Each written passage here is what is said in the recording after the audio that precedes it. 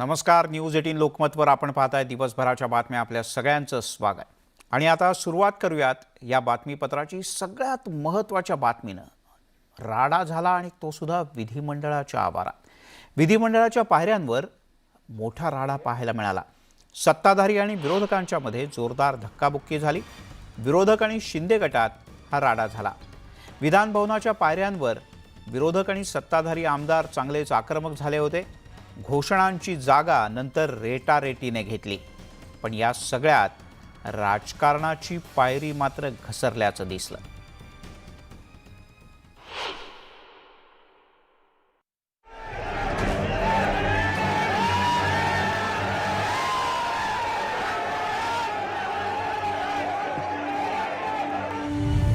विधिमंडळाच्या पायऱ्यांवर अभूतपूर्व राडा.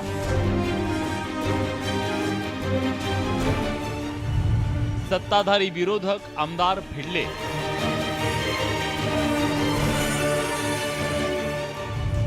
मुद्द्यावरून अक्षरशः गुद्द्यावर आले.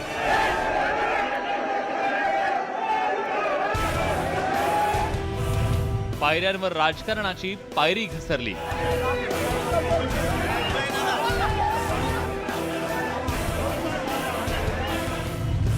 महाराष्ट्राला लाज आणणारी घटना.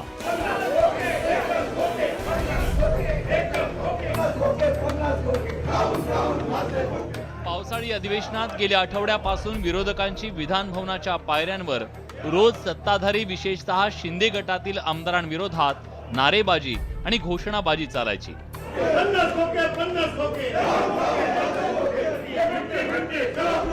मात्र बुधवारी उलट चित्र पाहायला मिळालं. चक्क सत्ताधारीच पायऱ्यांवर आंदोलन करत होते.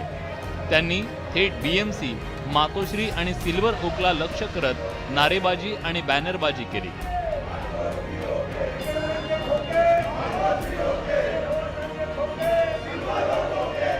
दरम्यान सत्ताधारी पक्षाचे आमदार विधिमंडळाच्या पायऱ्यांवर उपस्थित असल्यानं आमची जागा हायजॅक केल्याचा आरोप विरोधकांकडून केला गेला.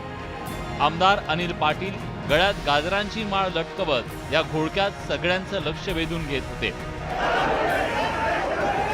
त्यानंतर सत्ताधारी आणि विरोधक आमदार अक्षरशः एकमेकांच्या अंगावर धावून गेल्याचं चित्र होतं. यावेळी शिंदे गटातील आमदार महेश शिंदे आणि अमोल मिटकरींच्यात जोरदार वाद झाला. आम्ही बोलतोय त्याच्यात येऊन गोंधळ घालायचा, तुमचं सगळ्यांचं लक्ष विचलित करायचं, हा कुठला प्रकार? मग आम्ही काय भांगड्या भरल्यात? आणि म्हणून तसं उत्तर आम्ही आता त्यांना दिलेलं आहे. जो येईल अंगावर त्याला घेऊन शिंगावर कोणी घासना. तर राष्ट्रवादीचे आक्रमक आमदार अमोल मिटकरींनी सत्ताधाऱ्यांवर निशाणा साधत हे चित्र महाराष्ट्राच्या जनतेला अजिबात आवडलं नसल्याचा टोला लगावला. शिवाय आमदार अनिल पाटलांनी सत्ताधाऱ्यांकडूनच जाणीवपूर्वक धक्काबुक्की केल्याचा गंभीर आरोप केला. हे महाराष्ट्र तुमच्या गटातल्या वाह्यात आमदारांना आवरा. त्यांना 2 हात आहेत, आम्हाला पण 2 हात आहेत. पण आम्हाला महाराष्ट्राच्या जनतेसमोर चुकीचा संदेश द्यायचा नाही आहे. या सभागृहाची प्रतिमा मलिन करायची नाही आहे, नव्हे तो आमचा विचार नाही आहे, अशी तक्रार आम्ही स्वतः एकनाथ शिंदे साहेबांसमोर केली.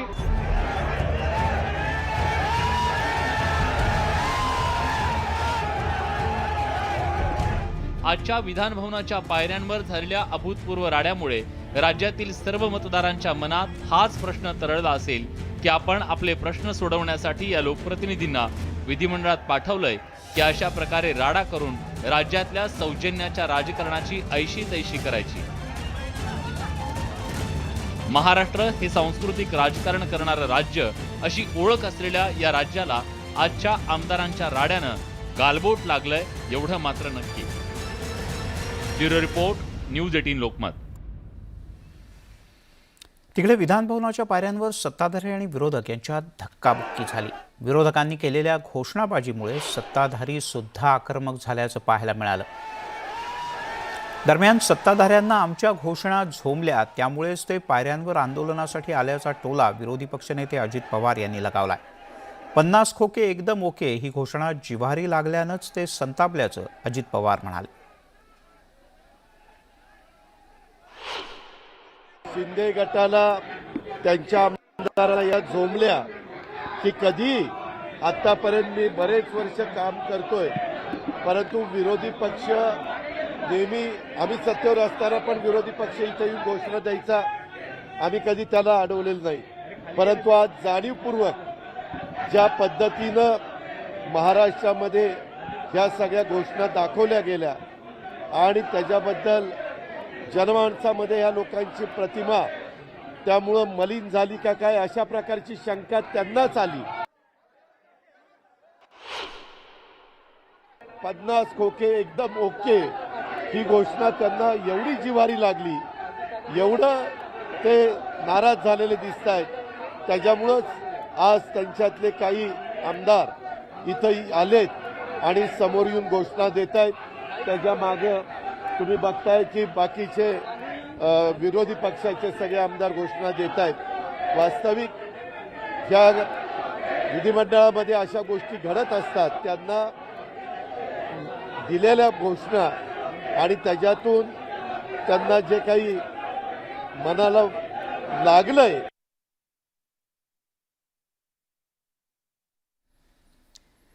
तिकडे शिवसेनेला आणि उद्धव ठाकरे यांना राज्य सरकारला एक धक्का द्यायचा होता, तो त्यांनी दिलाय. महापालिकेतील विविध कामांमध्ये घोटाळा झाला असल्याचा आरोप भाजपच्या वतीनं करण्यात आलाय.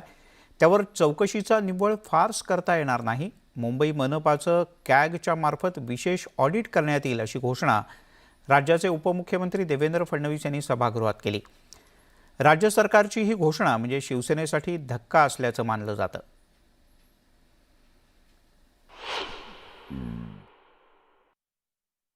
काही तक्रारी यातल्या अशा आहेत की ज्या तक्रारींच्या संदर्भात आपल्याला सीएजीचं स्पेशल ऑडिट करणं गरजेचं आहे. माननीय मुख्यमंत्र्यांची माझी चर्चा झाल्यानंतर माननीय मुख्यमंत्र्यांनी या संदर्भातला आदेश दिलेला आहे की काही विवेक्षित तक्रारींमध्ये हा सगळा जनतेचा जो पैसा आहे हा पैसा अत्यंत वाईट पद्धतीनं या ठिकाणी सायफन करण्यात आलेला आहे. त्यामुळे त्या प्रकरणाच्या संदर्भात स्पेशल सीएजी ऑडिट हे देखील या ठिकाणी करण्यात येईल. वळूयात पुढच्या एका अतिशय महत्त्वाच्या बातमीकडे. महाराष्ट्रामध्ये हिंदू तरुणींना प्रेमाच्या जाळ्यात ओढून त्यांचं जबरदस्तीनं धर्मांतर घडवून आणलं जात असल्याचा गंभीर आरोप भाजपचे आमदार नितेश राणे यांनी सभागृहात केला. एवढंच नाही तर लव्ह जिहादसाठी मुस्लिम तरुणांना लाखो रुपये दिले जातात असा दावाही त्यांनी केला. पाहुयात हे लव्ह जिहादचं रेट कार्ड नेमकं काय सांगतं. महाराष्ट्रात लव्ह जिहादसाठी रेट कार्ड. शीख तरुणीला फसवलं तर 7 लाख, पंजाबी हिंदू तरुणीला फसवलं तर 6 लाख, 5 लाखांपासून 10 लाख रुपयांचा भाव. अशा पद्धतीचं अक्षरशः रेट कार्ड आहे अध्यक्ष महोदय. प्रेमाच्या जाळ्यात ओढून धर्मांतराचा खेळ. महाराष्ट्रात लव्ह जिहादचा खेळ सुरू असल्याचा धक्कादायक आरोप भाजप आमदार नितेश राणेंनी केलाय. लव्ह जिहादसाठी एक यंत्रणा राबत असल्याचा गौप्यस्फोट नितेश राणेंनी केलाय. हिंदू स्पेसिफिक मुलींना परिवर्तन करण्याच्या वेळी अध्यक्ष महोदय त्या मुलांना पैसे दिले जातात. हिंदू धर्मातल्या तरुणींना प्रेमाच्या जाळ्यात ओढून त्यांचं जबरदस्तीनं धर्मांतर करण्यात येत असल्याचा दावा राणेंनी विधानसभेत केलाय. त्यासाठी विशिष्ट धर्माच्या तरुणांना बाईक आणि पैशांचा पुरवठा केला जात असल्याचा आरोपही राणेंनी केलाय. हिंदू स्पेसिफिक मुलींना परिवर्तन करण्याच्या वेळी अध्यक्ष महोदय त्या मुलांना पैसे दिले जातात, बाईकची सोय केली जाते, विविध त्याला आर्थिक ताकद दिली जाते जेणेकरून ह्या मुलींना फसवण्यामध्ये त्याला ताकद भेटेल. नितेश राणेंनी या संदर्भात एक रेट कार्ड जाहीर केलंय. त्यानुसार हिंदू तरुणीचं धर्मांतर करण्यासाठी 10 लाख रुपये, ब्राह्मण मुलीच्या धर्मांतरासाठी 5 लाख रुपये, गुजराती तरुणींसाठी 10 लाख, क्षत्रिय तरुणींसाठी 5 लाख आणि शीख तरुणींसाठी 5 लाख रुपये मुस्लिम तरुणांना मिळत असल्याचं सांगितलं. अध्यक्ष महोदय अक्षरशः एक रेट कार्ड आहे की शीख तरुणीला फसवलं तर 7 लाख, पंजाबी हिंदू तरुणीला फसवलं तर 6 लाख, गुजराती ब्राह्मण तरुणीला फसवलं तर 6 लाख, ब्राह्मण तरुणीला फसवलं तर 5 लाख, क्षत्रिय तरुणीला फसवलं तर 4.5 लाख. अशा पद्धतीचं अक्षरशः रेट कार्ड आहे अध्यक्ष महोदय. नितेश राणेंचे आरोप समाजवादी पार्टीच्या अबू आझमींनी खोडून काढले. नितेश राणे साहब और कुछ इस तरह के नेता लोग अपना कद बीजेपी में बढ़ाने के लिए 85% मेजॉरिटी को बेवकूफ़ बनाने के लिए इस तरह की बातें करते हैं। मैं समझता हूं कि इस देश का संविधान डॉक्टर भीमराव अंबेडकर साहब का बनाया हुआ हमें ये हक देता है, हमें राइट देता है कि 18 साल की उम्र के बाद जब आदमी अडल्ट होता है, बालिग होता है, तो अपनी मर्जी से कहीं भी कोई भी धर्म परिवर्तन कर सकता है, कहीं भी शादी कर सकता है। महाराष्ट्रात लव जिहादचं प्रकरण समोर आल्यास कठोर कारवाई करण्याचा इशारा उपमुख्यमंत्री देवेंद्र फडणवीसांनी दिलाय। कुठेही आमिष देऊन कोणी कुठल्या पद्धतीचा अवलंब करावा, कुठला फेट ठेवावा याचं स्वातंत्र्य सगळ्यांना आहे, पण आमिष देऊन किंवा कुठल्या प्रकारे जोर जबरदस्ती करून किंवा कुठल्या प्रकारे इन्फ्लुएन्स करून कोणाचंही धर्मांतरण करता येत नाही। त्यामुळे अशा प्रकारचं जर कुठे होत असेल तर त्याच्यावर कारवाई केली जाईल आणि त्याकरता आवश्यक असेल तर अधिक कडक कायदे देखील तयार केले जातील।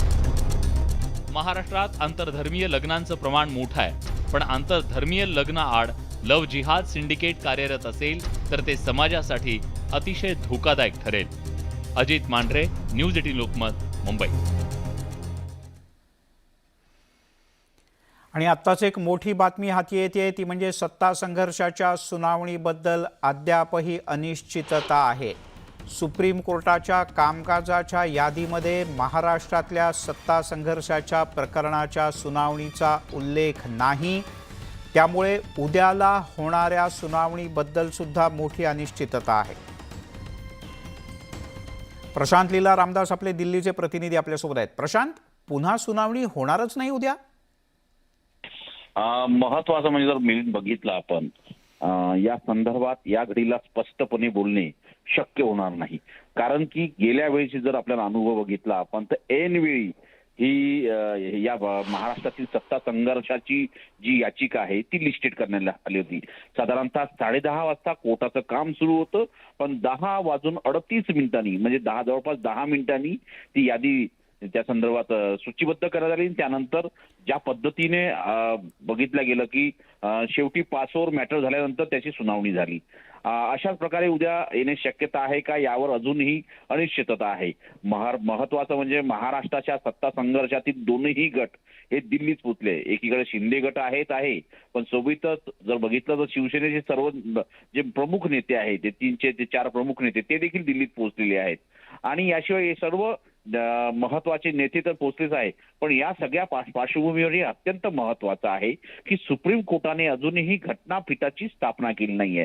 या संदर्भातील अधिसूचना अजूनही जारी केलेली नाहीये। जोपर्यंत ही अधिसूचना येणार नाही तोपर्यंत यावरती स्पष्टपणे बोलणे मिलिंद हे शक्य होणार नाही। पण या घडीला आपण आता असंच म्हणावं लागेल की अजूनही महाराष्ट्राच्या सत्ता संघर्षासंदर्भात अनिश्चिततेचं वातावरण आहे। बर प्रशांत, तुर्तास धन्यवाद या सगळ्या सविस्तर माहितीबद्दल। घटनापीठाच्या स्थापनेची सूचना न निघाल्यामुळे किंवा घटनापीठ स्थापन न झाल्यामुळे उद्याच्या सुनावणीबद्दल मोठी अनिश्चितता आहे।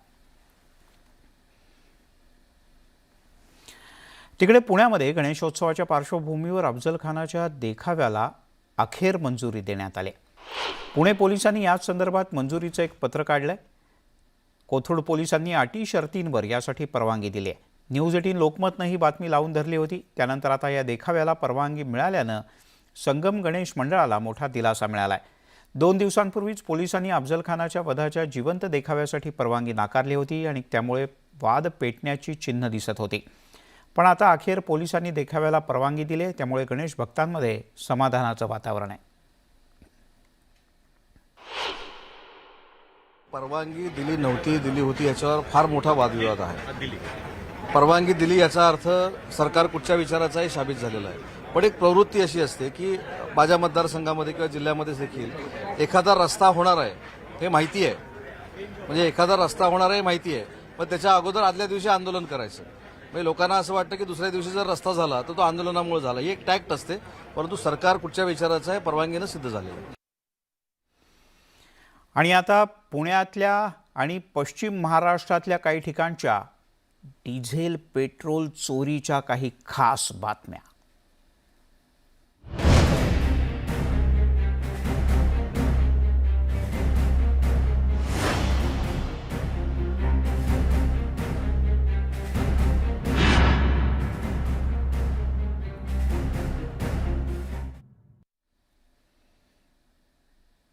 पश्चिम महाराष्ट्राला पेट्रोल आणि डिझेलचा पुरवठा करणारं मुख्य केंद्र आहे ते पुण्यात.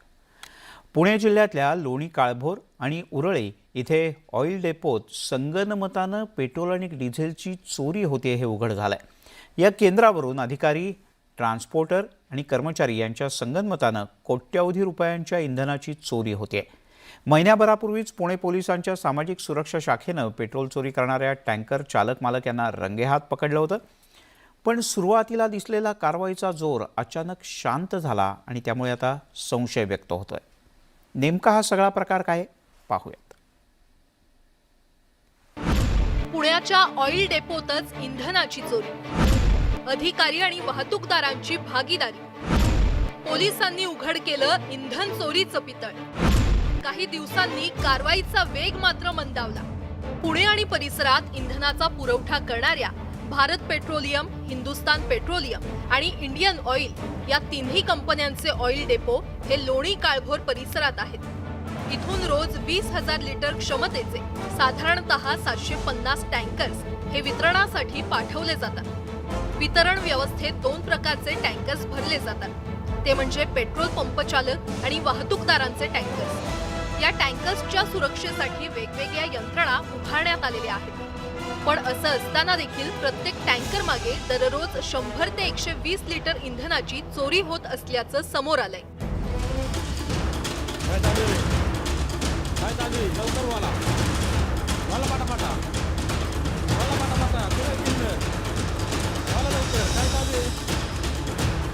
वाहतुकीचं कंत्राट असलेले वाहतूकदार वेगवेगळ्या मार्गानं ही चोरी करतात.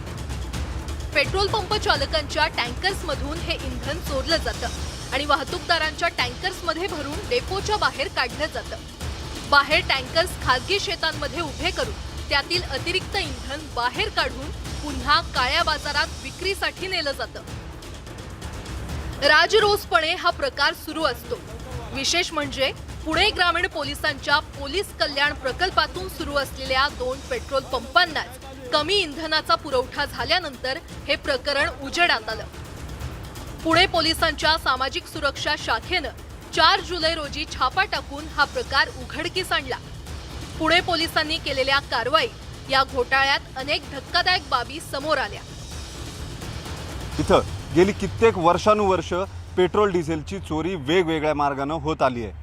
मात्र प्रत्यक्षात ही चोरी थांबवण्यासाठी कितीही प्रयत्न केले तरी त्यात पोलिसांना यश आलं नाही. अखेर ग्रामीण पोलिसांच्या पंपावर जेव्हा पेट्रोल डिझेल टँकरमधनं कमी येतंय हे लक्षात आलं, त्यानंतर पुणे पोलिसांच्या सामाजिक सुरक्षा विभागानं तब्बल 41 दिवस पाळत ठेवून BPCL कंपनीतून निघालेला टँकर छापा टाकून पकडला आणि त्यानंतर सत्य समोर आलं. पोलिसांच्या तपासात काही धक्कादायक खुलासे समोर आले. चोरी होऊ नये म्हणून सुरक्षेसाठी लावण्यात आलेले GPS हे ठरवून दिलेल्या मार्गावर गेलं, पण ते दुचाकीवरून नेण्यात येतं. प्रत्यक्षात टँकर इंधन चोरी करण्यासाठी तयार करण्यात आलेल्या शेडमध्ये जात असल्याचं समोर आलं. या प्रकरणात BPCL कंपनीच्या डेपोतल्या अधिकाऱ्यांचा सहभाग असल्याचं देखील पोलीस तपासात समोर आलं. पण इंधन चोरी प्रकरणात सहभागी असलेल्या अधिकाऱ्यांना अटक होण्यापूर्वीच त्यांनी न्यायालयाकडून अंतरिम जामीन मिळवला. आतापर्यंत या प्रकरणात पोलिसांनी अधिकृतरित्या 5 जणांना अटक केल्याची माहिती दिली आहे. पण संगनमतानं होणाऱ्या या पेट्रोल डिझेल चोरी प्रकरणात ज्या गंभीरतेनं कारवाई व्हायला हवी ते मात्र दिसत नाही. व्हिडिओ जर्नलिस्ट सचिन हंचाटेसह वैभव सोनावणे, न्यूज 18 लोकमत, पुणे.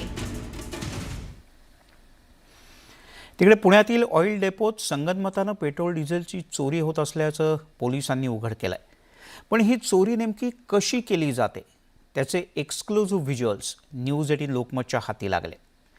कशा पद्धतीनं अगदी राजरोजपणे कर्मचारी, वाहतूकदार शेकडो लिटर इंधनावर डल्ला मारतायत तुम्हीच पहा.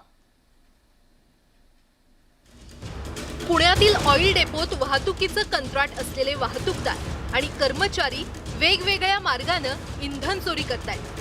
ही चोरी नेमकी कशी केली जाते त्याची ही दृश्य पहा. डेपोच्या आतमध्येच पेट्रोल पंप चालकांच्या टँकरमध्ये डिझेल चोरी होते. 5 जण मिळून 10 ते 12 लिटर क्षमतेच्या 7 ते 8 बादल्या डिझेल काढून बाजूला ठेवत असल्याचं पहिल्या CCTV मध्ये स्पष्ट दिसतंय.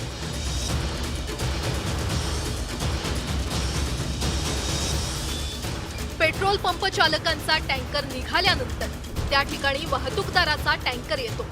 वाहतूकदाराच्या टँकरमध्ये बकेटमध्ये काढलेलं डिझेल भरलं जातं.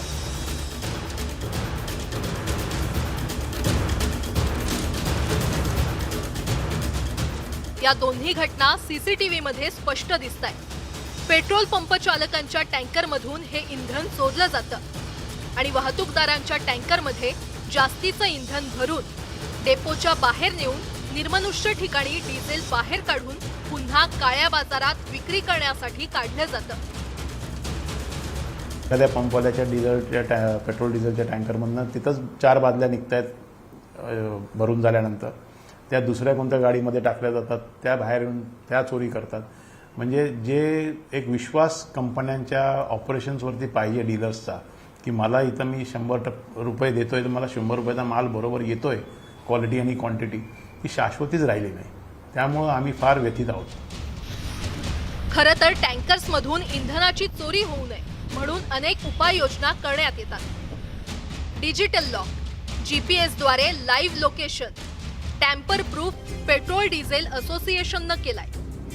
मी गेल्या 3-4 वर्षापासून ह्या सगळ्या गोष्टीचा पाठपुरावा करत होतो असोसिएशन म्हणून. शासनाच्या दरबारी, पोलिसांकडं आणि कंपन्यांकडं, वरिष्ठांकडं वारंवार मिटिंगा आणि तक्रारी करूनही काही त्याच्यावरती परमनंट तोडगा काही आजपर्यंत निघाला नाही. गंभीर बाब म्हणजे इंधन वाहतुकीचं काम ज्या ट्रान्सपोर्टरला देण्यात आलंय त्यानं पुण्यामध्ये पुरवठा करण्यासाठी टँकरच्या एका फेरीचा दर हा 3,000 रुपये टाकलाय. खरं तर याच्या दुप्पट दरात देखील हे काम करता येऊ शकत नाही. पण टँकर्समधून डिझेल चोरी करता येत असल्यानं वाहतूकदार हे टेंडर मिळवतात. पण या सर्वात खासगी पेट्रोल पंप चालकांचं प्रचंड नुकसान होत असल्याचं चित्र आहे. ठराविक डीलर जे आहेत पुण्यातले, ज्यांच्या स्वतःच्या गाड्या आहेत, त्यांचा शॉर्टेजचं प्रमाण कमी असेल, कारण त्यांचे स्वतःचे ड्रायव्हर माणसं मागं असतात आणि ते व्हिजिलन्स ठेवतात. पण ज्या ट्रान्सपोर्टरच्या गाड्या जातात त्यांच्या मागं कुठल्याही प्रकारचा व्हिजिलन्स नसतो. राजरोसपणे ते चोरी करतात आणि हे त्यातनंच निष्पन्न झालेलं पाप आहे. आम्ही बीपीसीएल कंपनीकडून याबाबत त्यांचा खुलासा जाणून घेतला. तेव्हा त्यांनी सगळं नियमाप्रमाणे सुरू असल्याचं लेखी उत्तर देत सारवासारव केली. वाहतूकदार आणि अधिकारी यांच्यावर जुजबी कारवाई केल्याचं सांगत या प्रकरणाची चौकशी सुरू असल्याचं देखील सांगण्यात आलं. पुणे पोलीस सुरुवातीला या इंधन चोरी प्रकरणात प्रचंड आक्रमकपणे कारवाई करत होतं. सध्या मात्र पोलिसांचा तपासाचा वेग मंदावल्यानं पोलिसांच्या भूमिकेवर पेट्रोल डिझेल असोसिएशननं संशय उपस्थित केलाय. पुणे शाखेचे उपायुक्त राजकुमार घाडगे यांना याबद्दल आम्ही खुलासा विचारला तेव्हा त्यांनी प्रतिक्रिया द्यायला सुद्धा नकार दिलाय. त्यामुळेच हे प्रकरण दिसतं तेवढं साधं सोपं नाही. यात केवळ पेट्रोल डिझेलची चोरी होत नाही तर राज्य सरकारच्या मोठ्या महसुलाची लूट देखील होते. त्यामुळे हे प्रकरण आता थेट केंद्रीय पेट्रोलियम मंत्रालय आणि राज्य सरकार यांनी तातडीनं लक्ष घालण्याजोगं आहे.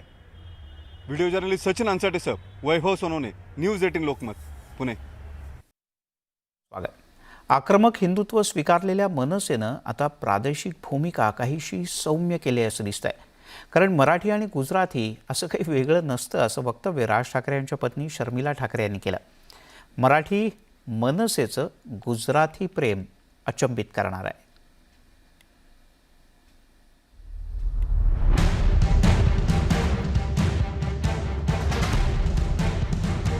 मराठीचा कैवार घेणाऱ्या मनसेनं आता हिंदुत्वाच्या वाटेवर चालताना सर्वांना सोबत घेण्याची भूमिका घेतली आहे. शर्मिला ठाकरे यांची वक्तव्य त्याची साक्ष देत आहेत. गुजराती आमच्यावर चिडले होते, पण आता त्यांना कळलंय की आम्ही तुमचे मित्र आहोत असं शर्मिला ठाकरेंनी म्हटलंय. मनसेनं आयोजित केलेल्या कार्यक्रमात शर्मिला ठाकरेंनी त्यांचं मत व्यक्त केलं. गुजराती लोक आणि मराठी लोक एकत्र मुंबई मराठी व्यापारी डिझेल भावामध्ये वर्षोनवर्ष घ्यायचे. दादरमध्ये अनंत असे गुजराती कुठे गेले आपले सोनीबाई, ज्यांना आम्ही गुजराती मानतच नाही, आम्ही त्यांना मराठीच मानतो. शर्मिला ठाकरेंनी गेल्या काही दिवसांपासून मनसेच्या कार्यक्रमात सहभाग वाढवलाय. आगामी काळात मुंबई महानगरपालिकेसह इतर महानगरपालिकांच्याही निवडणुका होणार आहेत आणि या पार्श्वभूमीवर शर्मिला ठाकरेंची राजकीय पावलं वेगानं पडतायत. नुकतंच त्यांनी पुण्यामध्ये राज ठाकरे आणि उद्धव ठाकरे यांच्या एकत्र येण्यावर सूचक वक्तव्य केलं होतं. आता एकटे पडलेत उद्धव ठाकरे. खरं तर तुम्हाला असं वाटतं ही योग्य वेळ आहे? माहिती नाही. साथ घातली तर येऊ देत, मग बघू. साथ घातली तर येऊ देत, मग बघू. मनसे आता शिवसेनेनं साथ घातली तर विचार करू शकते, हे शर्मिला ठाकरे यांच्या वक्तव्यावरून स्पष्ट होत आहे. तर दुसरीकडे परप्रांतीयांच्या विरोधातली भूमिका सौम्य करून मनसेनं आता गुजरातींसोबत मैत्रीची भूमिका घेतली आहे. एकंदरीतच मनसे आणि शर्मिला ठाकरे आता व्यापक राजकारणाच्या दृष्टीनं पावलं टाकत असल्याचंच दिसून येत आहे. विशाल पाटील, न्यूज 18 लोकमत, मुंबई. तिकडे महावितरणच्या सबसिडी घोटाळ्यात रोज नवनवीन धक्कादायक खुलासे होत आहेत. तुम्हाला आश्चर्य वाटेल अशी कार्यतत्परता सरकारी खात्यांनी दाखवली आहे. व्हॉट्सॲपवर पाठवलेला अर्ज महावितरणकडून अवघ्या 24 तासात मंजूर करण्यात आला आणि 28 कोटी रुपयांची सबसिडी जालन्याच्या MRJ पित्ती या कंपनीला देण्यात आली. धक्कादायक बाब म्हणजे कंपनीकडे जिल्हा उद्योग केंद्राचं पात्रता प्रमाणपत्र सुद्धा नाही. न्यूज 18 लोकमतच्या हाती लागलेल्या या पत्रानं सगळा घोटाळा उघड केलाय. जालन्यातील जिल्हा उद्योग केंद्राच्या पत्रात स्पष्टपणे SRJ पित्ती स्टील कंपनी सबसिडीसाठी अपात्र असल्याचं नमूद करण्यात आलंय. तसंच उद्योग विस्तारीकरणासाठी दिलेली सबसिडी परत घ्यावी असंही त्यात स्पष्ट करण्यात आलंय. महावितरणाच्या विजेच्या प्रवासाला लाजवेल असा वेग सबसिडी घोटाळ्यात पाहायला मिळाला. सामान्यांच्या कामाला वेळ लावणाऱ्या महावितरणाच्या अधिकाऱ्यांनी एका दिवसात व्हॉट्सॲपवर आलेला अर्ज मंजूर केला. तोही थोड्या रकमेचा नव्हे तर तब्बल 28 कोटी 42 लाखांची सबसिडी मंजूर करण्यात आली. निकष अतिशय स्पष्ट असताना महावितरणने इतक्या जलद गतीने निकष डावलून काही विशिष्ट उद्योगांना ज्या प्रकारे अनुदान वाटलेले आहे त्यामुळे फार मोठा घोटाळा असण्याची शंका याच्यामध्ये उपस्थित होत आहे. SRJ पित्ती कंपनीनं सबसिडीसाठी महावितरणाच्या मुंबई कार्यालयात व्हॉट्सॲपवर केलेल्या अर्जासाठी इतकी प्रचंड तत्परता दाखवण्यात आली. नेमका हा सबसिडी घोटाळा कसा झाला आता ते पाहूया. 9 डिसेंबर 2020 रोजी SRJ पित्ती कंपनीनं जिल्हा उद्योग केंद्र जालना येथे अर्ज केला. विस्तारित उद्योगाच्या उत्पादनाची तारीख प्रमाणित करून मागितली. 9 डिसेंबर 2020 रोजी जिल्हा उद्योग केंद्रानं तसं प्रमाणपत्र दिलं. त्याच दिवशी कंपनीच्या मालकानं महावितरणाचे कार्यकारी संचालक असीम कुमार गुप्तांना अर्ज केला. प्रमाणपत्र आणि सरकारी अनुदानासाठी अर्ज करण्यात आला. जय मातादी नावानं ओळखल्या जाणाऱ्या दलालामार्फत अर्ज करण्यात आला. त्याच दिवशी प्रभारी मुख्य अभियंता वाणिज्य यांनी सदर उद्योगाला 28 कोटी 42 लाखांचा परतावा मंजुरीची शिफारस केली. सरकारी नियमाप्रमाणे उद्योग संचालनालयाचं पात्रता प्रमाणपत्र न घेता ते नंतर आणून देण्याच्या अटीवर मंजुरीची शिफारस करण्यात आली. अवघ्या 3 मिनिटात कार्यालयीन टिप्पणी मंजूर करण्यात वरिष्ठ अधिकाऱ्यांनी देखील त्याला मान्यता दिली. हा संपूर्ण प्रकार निधीचा अपहार या सदरात मोडतो. उद्योजकासह सर्व अधिकारी फौजदारी कारवाईच्या कक्षेत येतात. त्यामुळे महावितरणाच्या वरिष्ठ अधिकाऱ्यांनी कुणाच्या सांगण्यावरून ही सबसिडी व्हॉट्सॲपवर आलेल्या अर्जाच्या आधारावर सर्व मंजुऱ्या देत मंजूर केली, हा प्रश्न निर्माण होतो. तत्कालीन ऊर्जा मंत्री नितीन राऊत यांना हा प्रकार माहीत नव्हता का? तर विद्यमान CMD विजयकुमार सिंगल हे महावितरणाची फसवणूक करणाऱ्या दोषी अधिकाऱ्यांवर कारवाई का करत नाहीत? हे प्रश्न देखील या निमित्तानं उपस्थित होत आहेत. एकंदरीतच स्टार्टअप योजनेचा गैरफायदा घेत जुन्या उद्योगांनी सबसिडी लाटली. महावितरणाच्या अधिकाऱ्यांसोबत संगनमत असल्याशिवाय हा घोटाळा शक्य नव्हता. वर्षानुवर्षे एका मीटरसाठी अर्ज केल्यानंतर सामान्य ग्राहकांना महावितरणचे अधिकारी मीटर देत नाही. मात्र एका व्हॉट्सअप अर्जावर उद्योजकांना 28 कोटीची सबसिडी एका दिवसात मंजूर केली जाते. त्यामुळे यामध्ये काय गौडबंगाल असेल याची कल्पना न केलेलीच बरी. म्हणून या संपूर्ण घोटाळ्याची चौकशी महावितरणच्या बाहेरच्या अधिकाऱ्यांमार्फत व्हावी अशीच मागणी पुढे येत आहे. व्हिडिओ जर्नलिस्ट प्रशांत मोहितेसह तुषार कोडे, न्यूज 18 लोकमत, नागपूर. हा तर घोटाळ्याचा शॉक आहे. वळूयात पुढच्या बातमीकडे.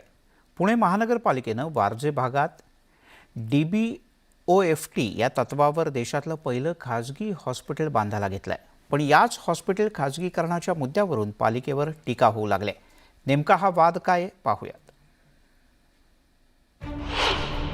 पुणे मनपा खाजगी तत्वावर रुग्णालय बांधणार. रुग्णालयासाठी 350 कोटींच्या कर्जाची हमीही घेणार. पालिकेच्या जाग्यावर पहिल्यांदाच खाजगी हॉस्पिटल. पुणे महापालिकेच्या निर्णयावर टीकेची झोड.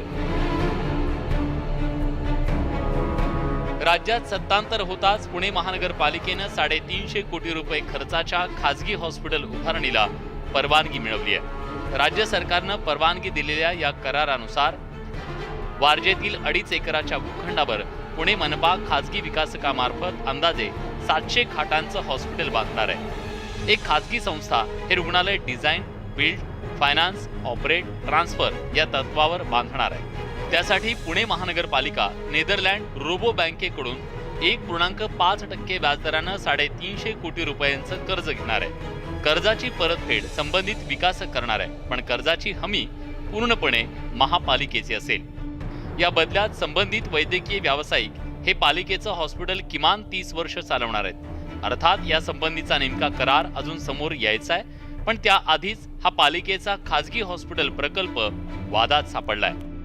पुणे महापालिकेने पुन्हा याच 2.5 एकराच्या प्लॉटवरती खाजगी 700 खाटांचं मल्टी स्पेशालिटी हॉस्पिटल बांधण्याचा घाट घातले आणि ते विकासकाला देणार आहे आणि त्याची कर्जाची हमी पालिका घेणार आहे. नेदरलँडच्या रोबो कंपनीकडनं त्यासाठी कर्ज मिळणार आहे. पण मुळात मुद्दा असा आहे, एवढे वारजे भागात 3 पालिकेचे हॉस्पिटल असताना हे खाजगी हॉस्पिटल पुणे महापालिका का उभारते असा प्रश्न आता सर्वसामान्यांकडनं विचारला जातो.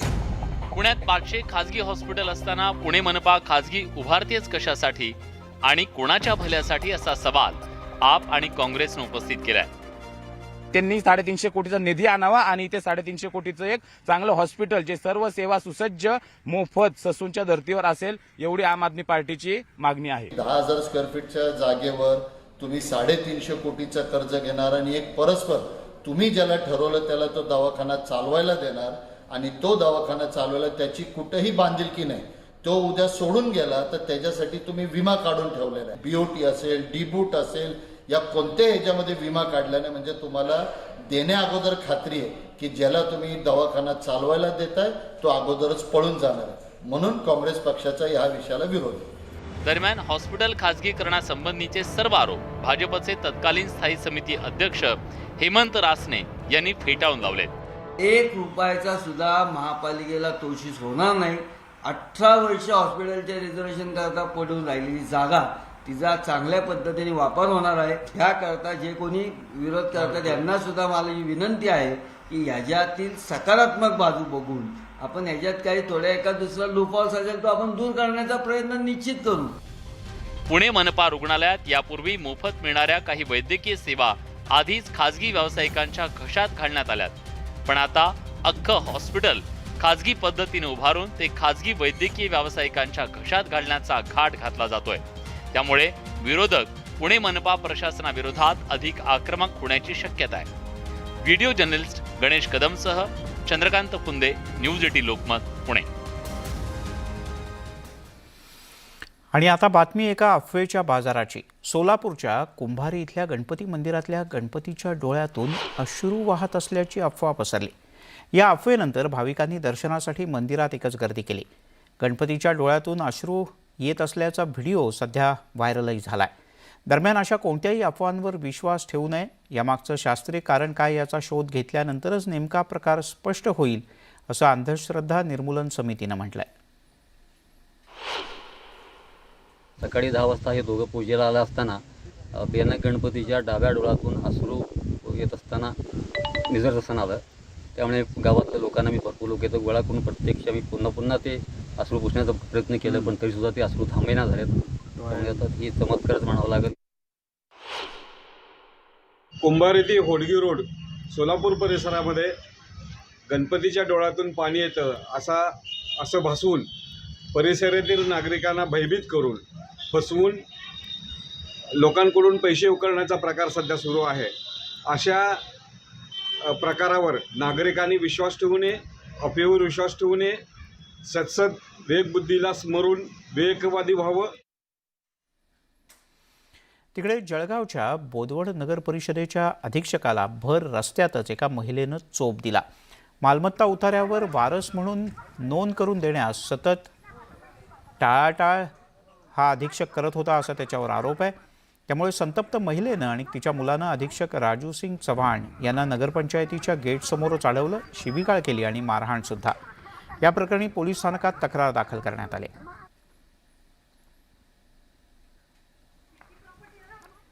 HIV ग्रस्त पालकांच्या मुलाला शिक्षणाचा हक्क नाकारण्यात आलाय. हा धक्कादायक आणि संतापजनक प्रकार घडलाय बीड जिल्ह्यात. बीड जिल्ह्यातल्या या घटनेनं महाराष्ट्र हादरलाय. या मुलांना शाळेमध्ये पाठवायला चक्क नकार देण्यात आला आणि त्यामुळे निर्माण झालेला पेच हा सामोपचारानं मिटवण्याची गरज निर्माण झाली. आम्ही जे भोगलं, आम्ही याच्या बाजीत असून आम्ही जे भोगलं ते मुलाला पण त्याचा जबाब असायला. HIV ग्रस्त पालकांच्या मुलाला शिकण्याचा हक्क नाकारला. माझा मुलगा निगेटिव्ह आहे ना, निगेटिव्हचा रिपोर्ट त्याचा बघा ना म्हटलं. इतर पालकांचा विद्यार्थ्यांना शाळेत पाठवण्यास नकार. विद्यार्थ्याच्या शिक्षणासंदर्भात शाळेसमोर देखील यक्ष प्रश्न.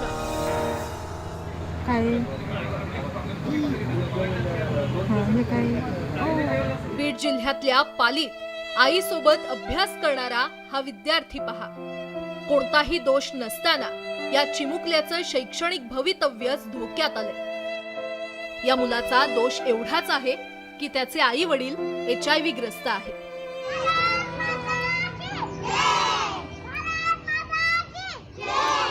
स्वातंत्र्य दिनाच्या सोहळ्याला देखील या मुलाला शाळेत घेण्यास मज्जाव केल्याचा आरोप पीडित विद्यार्थ्याच्या आईनं केलाय. आम्ही पॉझिटिव्ह असले तरी काय झालो, माझा मुलगा निगेटिव्ह आहे. मी त्याचा निगेटिव्हचा रिपोर्ट पण दिला होता, फीस भरली वगैरे सगळं. त्याला शाळेत थोडे दिवस येऊ पण दिले आणि त्याच्यानंतर तो म्हटला आई मला झेंड्याला जायचंय म्हटला. तर मी झेंड्याला पाठवण्यासाठी तिथं म्हणजे पाठवण्यासाठी तयारी वगैरे सगळी केली. तर त्यांचा मेसेज आला की तुम्ही पाठवू नका वगैरे मुलाला असं म्हणून. मुलगा मग रडू लागला.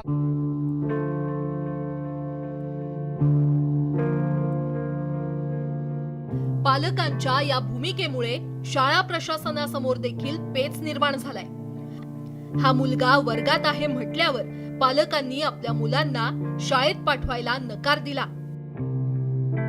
आमच्या मुलांसोबत बसलेला आहे, जेवताना फोटो आहेत, खेळताना फोटो आहेत, सगळ्यांसमवेत आम्ही त्याला कुठलीही दुजाभाव केलेला नाहीये. एक शिक्षक म्हणून आम्ही पालकांनाही पाया पडून विनंती केली की बाबा ह्या HIV मुळे मुलांना कोणताही त्रास होत नाही. पण पालक ऐकायला तयार नाहीत, ते त्यांची मुलं पाठवायला तयार नाही आहेत. मग आता प्रशासनाकडे आमचा एक प्रश्न आहे की आम्ही आमचं पोट भरायचं कसं. या प्रकरणी इन्फंट इंडिया या संस्थेनं आंदोलनाचं हत्यार उपसल्यानंतर शिक्षण विभागानं या प्रकरणाच्या चौकशीचे आदेश दिलेत. सामाजिक भान ठेवून आम्ही त्रिसदस्यीय कमिटी करून त्याचा उद्या अहवाल देऊ. त्या शाळेमध्ये आज आमचे अधिकारी जातील चौकशीसाठी आणि पूर्ण रिपोर्ट घेतील. आणि सामाजिक बांधिलकीनं त्या शाळेला पण विनंती केली जाईल की तुम्ही त्या विद्यार्थ्याला सामावून घ्या म्हणून. HIV बाबत समाजातील गैरसमज दूर करण्यासाठी प्रबोधन मोहिमा राबवल्या गेल्या. पण अजूनही समाज HIV ग्रस्तांना स्वीकारायला तयार नाही. हे दुर्दैव म्हणावं लागेल. सुरेश जाधव, न्यूज 18 लोकमत, बीड. बातमी बिबट्याच्या दहशतीची. अहमदनगरच्या श्रीरामपूर तालुक्यामध्ये बिबट्याची मोठी दहशत आहे. वडाळा महादेव इथे घराच्या अंगणात फिरत असलेल्या कुत्र्याच्या पिल्लाची बिबट्यानं शिकार केली. हा सगळा प्रकार CCTVत कैद झालाय. या परिसरात अनेक दिवसांपासून बिबट्याची दहशत आहे. त्यामुळे बिबट्याचा बंदोबस्त तातडीनं करावा अशी नागरिकांची मागणी आहे.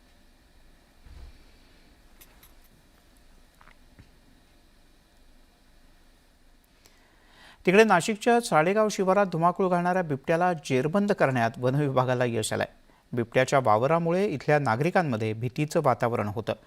अखेर वनविभागानं लावलेल्या पिंजऱ्यात बिबट्या अडकला. यामुळे परिसरातल्या ग्रामस्थांनी सुटकेचा निश्वास सोडला.